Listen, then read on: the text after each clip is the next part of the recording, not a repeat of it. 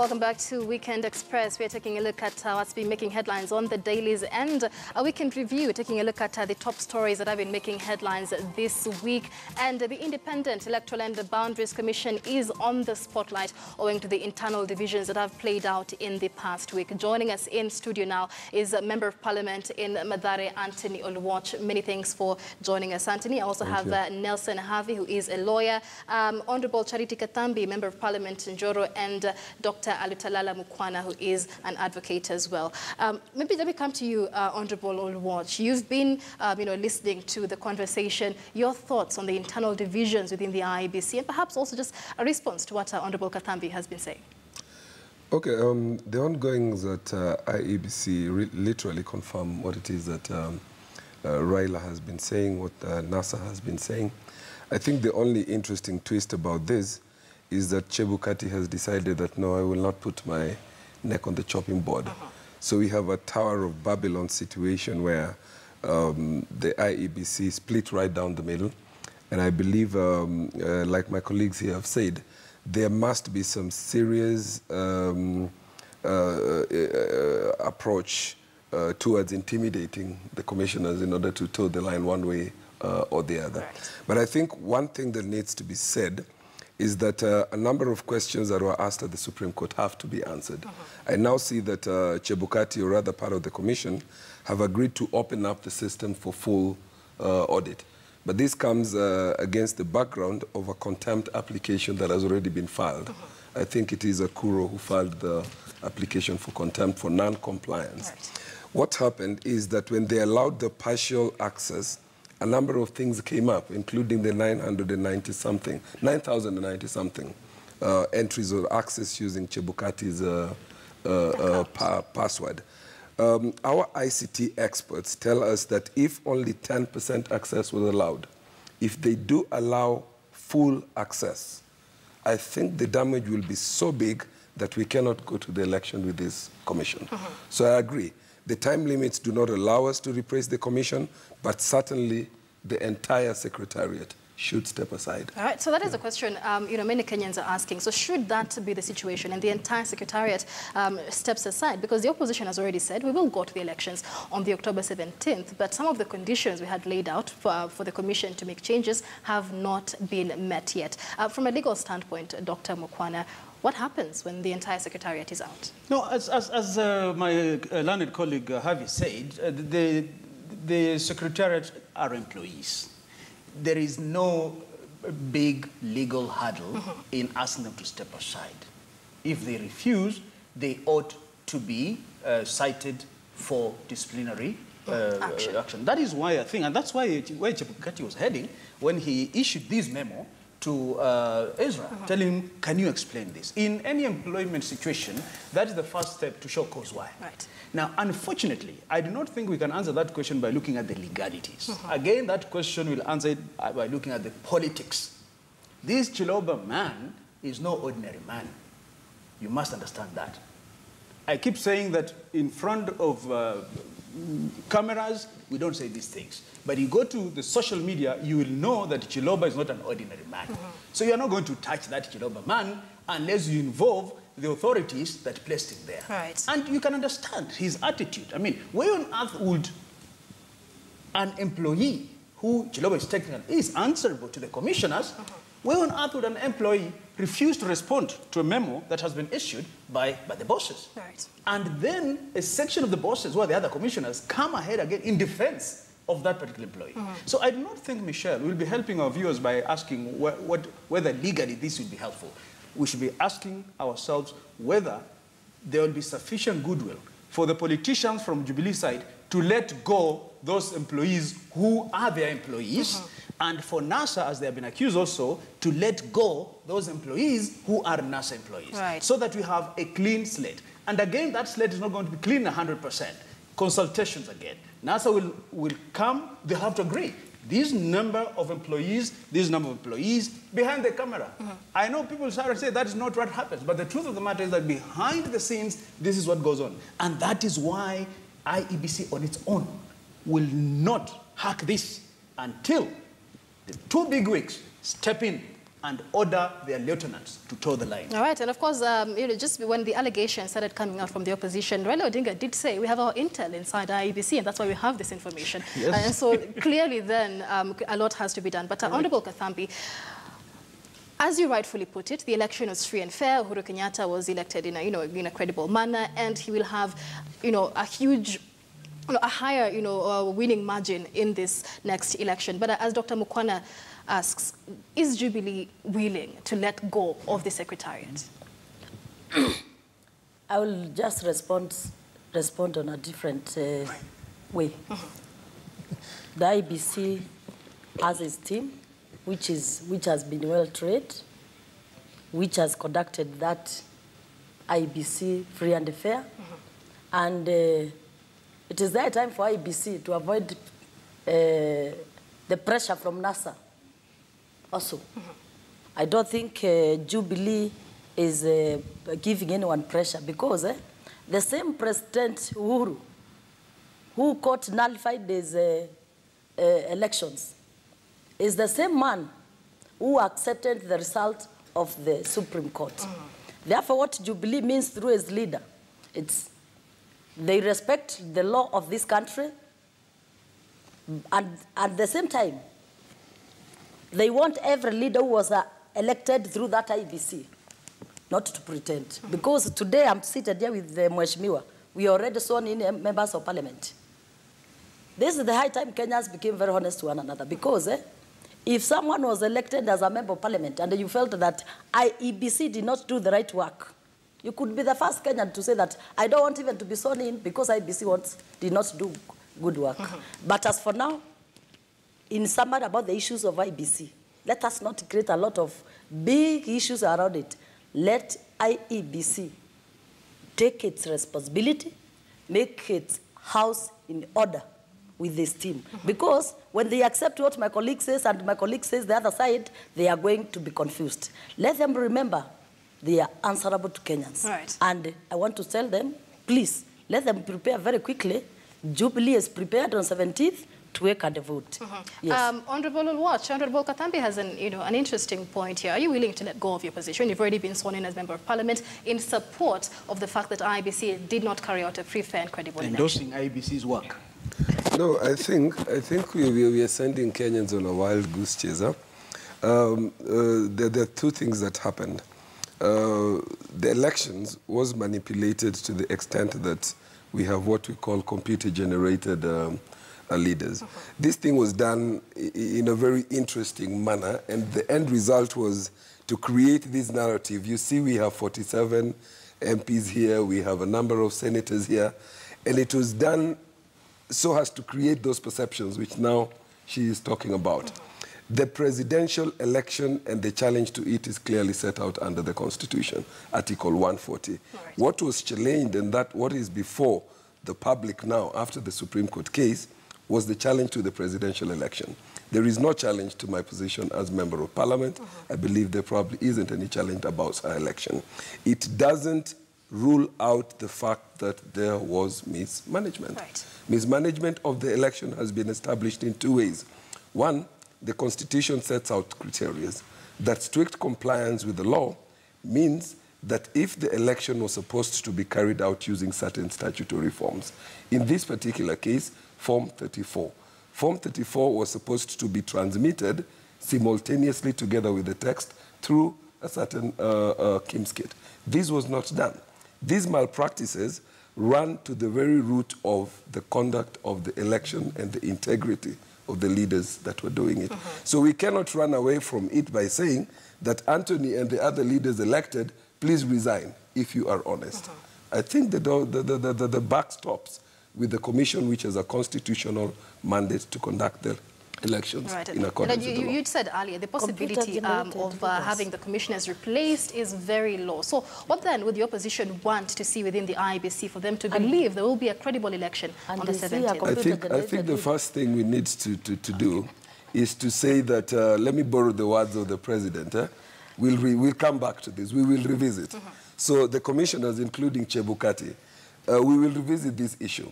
But we are alive to the fact that the president now occupies what you call temporary powers of incumbency. If we insist or go down that path, we'll have a situation in which commissioners are out of office and the president cannot appoint another set of. Right. So who is the greatest beneficiary of this? The president continues to stay in office somehow. Let me just finish. Okay. But the bare minimum of what we must do is that certain people must take responsibility.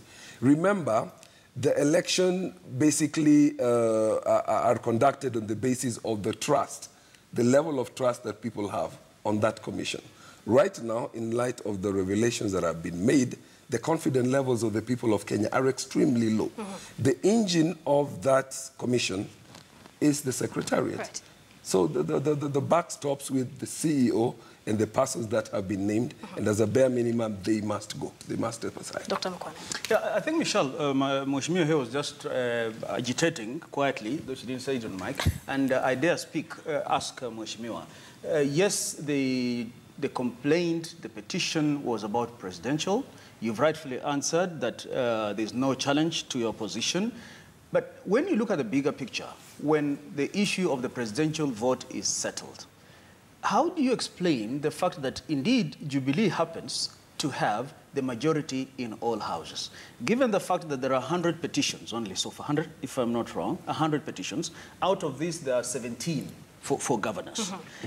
So even if we were to say that yes, because there's an issue up there with the presidential petition or the presidential election, would then the Jubilee guys not say that, look, we are justified in saying these guys are just picketing for no reason because, look, we have a majority down here. How do you explain the majority of Jubilee votes down here now that you're in politics?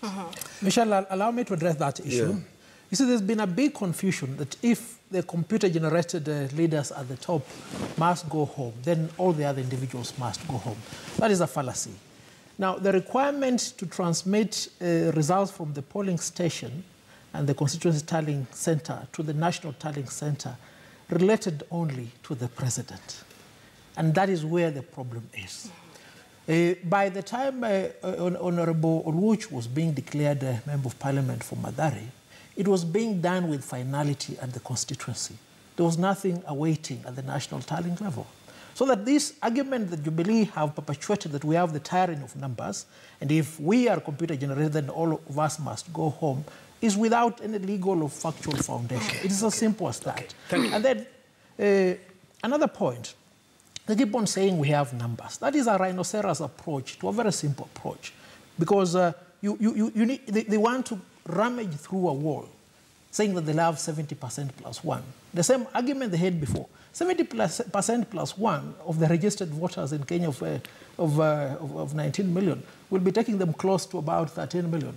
How come they couldn't even manage 9 million? So they are determined that they have the numbers, which we have seen before, were generated through that incubator called KIMS. And they don't care about the formula. When you panel them down to the formula and explain, how did you reach at this number? They can't explain. This is a student who has failed a simple mathematical examination and wants to insist that, look, Mwalimu, I got the answer because you looked at your colleagues on the table and you picked the answer from them. That cannot be entertained. They must explain. And if they can't explain, they need to stop the bickering. Let the examiner conduct the examination. Michelle, let me move away from this. Let me hear from you, Honorable Sambi. Just 1 minute.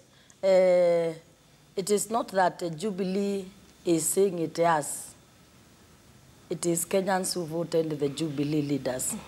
And I wish to confirm this. The Jubilee people have been elected in the entire country, from Nyanza to Western to Narok to Coast Province, every corner of this country, Jubilee was elected. No, it's not a matter of saying it is they were voted. Another thing I wish to say, it is not like Jubilee supporters were sent in the opposition areas, that where they were defeated. In my constituency, Joro constituency, my presiding officer was a Luo.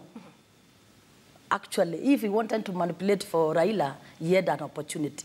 But he did smart work. Because they are honest. Excuse me? The other ones. That's why I'm telling you, even others who are doing honest work, and the honest work today, then we could be talking that areas which the president had no issues, vote not to be repeated. All right, all right. I'd like to move away from this. Dr. Mukwana, let's get... Yeah, just the last one. I think that settles my nerves a bit. The answer by Wakili Nelson settles my nerves a bit. Because what the Jubilee politicians have been saying is that, why are you guys complaining about the presidential vote, yet we beat you fair and square at the other levels? So now Nelson seems then to be saying, yes, the problem was at the presidential level, but down here, where Wakili Oluoch was, the result was declared with finality at the constituency. So then that would lend credence to what Mheshimiwa is saying, that Jubilee actually won across the country, and therefore those tyrant of numbers, for lack of a better word, those tyrant of numbers in the National Assembly and the Senate and other assemblies, then is a just and fair reward for Jubilee Party. That then will be the fair conclusion. This is something we will revisit, but even as we wait, because I understand, you know, the Chiloba's team is also drafting a response to the letter by Wafula Chebukati. So it is something we're keeping an eye on. But just before we wind up, I want to take a look at page 2 of the paper. Something that we've been speculating on. Ex-NASA principal Ruto eats humble pie and backs Uhuru's bid. So before I come to you, because I want to speak to you, first of all, Honorable Oluoch, but let's first listen in to what Isaac Ruto had to say. He did speak exclusively to my colleague Chris Tairu earlier this week, and this is what he had to say. Are you still in NASA? Yes. I don't think you used to see me in the Nairobi meetings even before. And I don't think you even saw me in Bungoma. I even don't think you saw me in Ukambani. You didn't see me in Mombasa. You even didn't see me in Nairobi in the last meeting. I was basically in Bomet.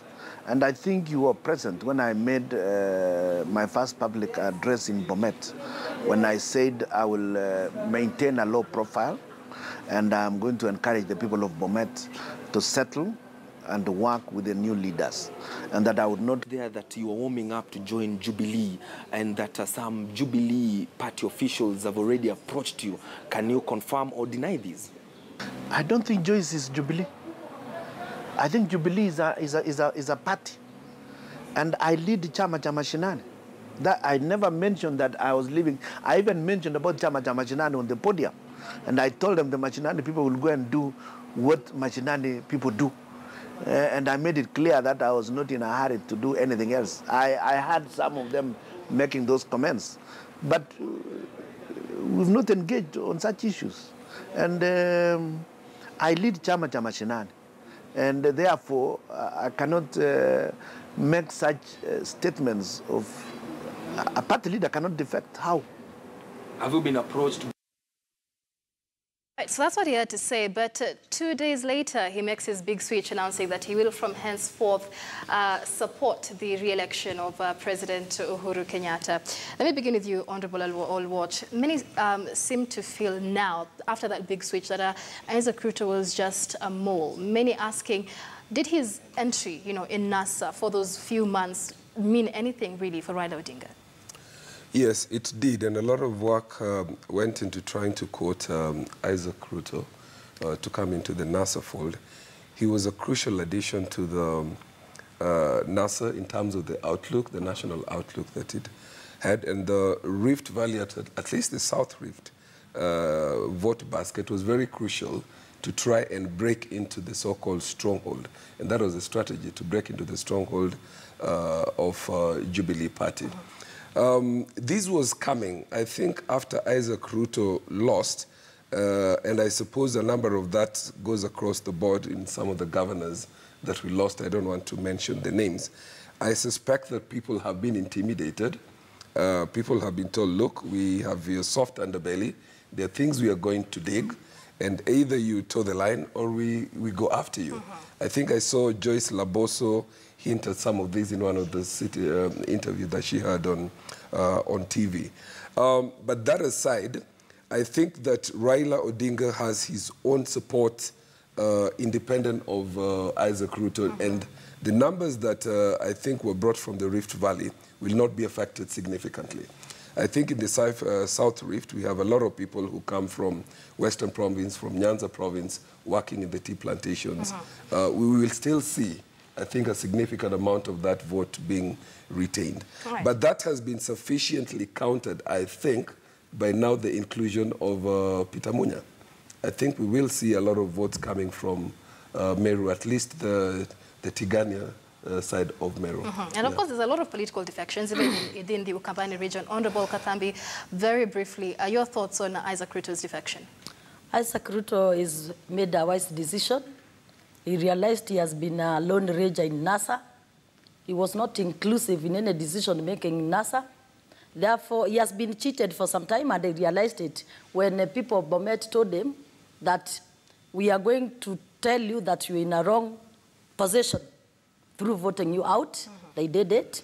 And yesterday, he was confirming to the Rift Valley Kalenjins, because yesterday Kalenjins made a decision, the 100%, are all behind Mheshimiwa Uhuru Ruto, Mheshimiwa, our President Uhuru. Therefore, even the vote NASA had gotten on 8th, I'm sorry, they are now lost. They have been chipped to Jubilee team. The issue of Munya will not affect Meru vote. I personally am born in Meru. Meru had made a decision that they are going to start with Uhuru. And the same Munya, during his campaigns, he told Meru people that the best person to vote as the president of this country with the best manifesto is President Uhuru. Right. When he has been defeated recently, it's when he is pretending not to hide in NASA, but I'm sorry, it's not going to affect any of the Meru votes. We have to wind up a very short time. Dr. Mukwana, very briefly. Yeah, thank you, Michelle. I do not know why Kenyans like pretending. There is no such thing as Isaac Ruto, having shifted to Jubilee. This country's politics is about tribes. It is tribal democracy. We don't want to say it in front of cameras, but that is what is happening. So much so that Jubilee, the strongest base, and without a doubt, are the Kikuyu community and the Kalenjin community. And I'm glad she has said it, that yesterday the Kalenjin said that they are 100% behind President Uhuru. What is clear, that anybody within that Kalenjin community who dares raise a finger is vanquished. No. Isaac Ruto has been vanquished. And what Wakil Oloch is not saying openly is that Isaac Ruto has been told, we have a lot of skeletons in your cupboard and we'll expose them. Any other person... That's a lie. Just a moment. We have to wind up very briefly. Just a moment. If any other community was to fight for a chance in this country, what you are now being shown is strengthen your community. Forget it. Peter Munya or no Peter Munya, votes will go to Uhuru. Very good. Right. Forget it. Isaac Ruto or none, votes will go to Ruto. Raila had better make it clear, and I'm glad Oloch has said here, that even though Isaac has shifted, in the tea plantations, there are workers from Western and Nyanza. What is he telling us? That we, the NASA, have to rely on the Luo voters, Luya voters, and so forth. If you do not have a strong tribe, forget it. And that is why we've been told that Jubilee, call it Kikuyu and Kalenjin, will rule until 2032. It is sad. Politicians are a tragedy to this country. We talk about strengthening and democratizing institutions. They are strengthening and democratizing tribes. All right. I'm sorry, Nelson Havi, will not give you your closing comments because we're out of time. But thank you so much for joining us on this conversation. This is the Weekend Review. We've been speaking to Wakili Nelson Havi. We also have Honorable Anthony Oloch, who is a Member of Parliament in the Mathare constituency, as well as Honorable Charity Kathambi, Member of Parliament in Njoro constituency, and last but not least, Dr. Alutalala Mukwana, who is an advocate of the High Court. Many thanks for joining us on this conversation, and many thanks for also your feedback and the conversation going on our social media. My name is Michelle Ngele. I'll see you again at the top of the hour for more.